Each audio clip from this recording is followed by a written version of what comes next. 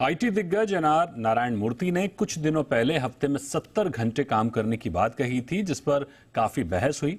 अब दुनिया के चौथे सबसे अमीर इंसान बिल गेट्स ने कहा है कि एआई की मदद से सप्ताह में 3 दिन काम और 4 दिन आराम करने के चलन की शुरुआत हो सकती है।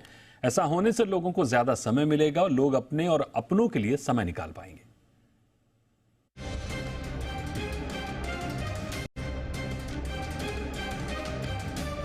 दुनिया भर में एआई यानी आर्टिफिशियल इंटेलिजेंस की खूब चर्चा हो रही है।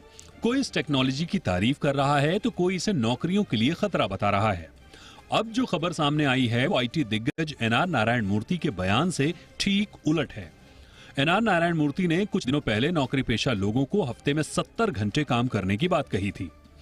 अब दुनिया के चौथे सबसे अमीर शख्स बिल गेट्स का कहना है कि एआई के आने से 3 दिन काम बाकी दिन आराम वाला चलन शुरू हो सकता है।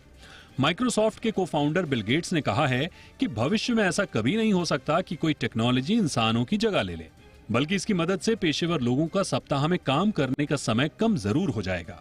बिल गेट्स ने यह भी कहा कि एआई की मदद से इंसानों के सप्ताह में 3 दिन काम और 4 दिन आराम करने के चलन की शुरुआत हो सकती है।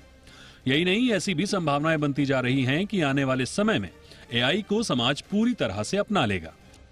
उन्होंने ये भी कहा कि इंसान का जीवन केवल नौकरी करने भर के लिए नहीं है, बल्कि रचनात्मक कार्यों में भी इसे लगाना चाहिए और एआई की मदद से सप्ताह में इंसान कम काम करके इसके लिए समय निकाल सकते हैं और शायद ये ठीक भी रहेगा।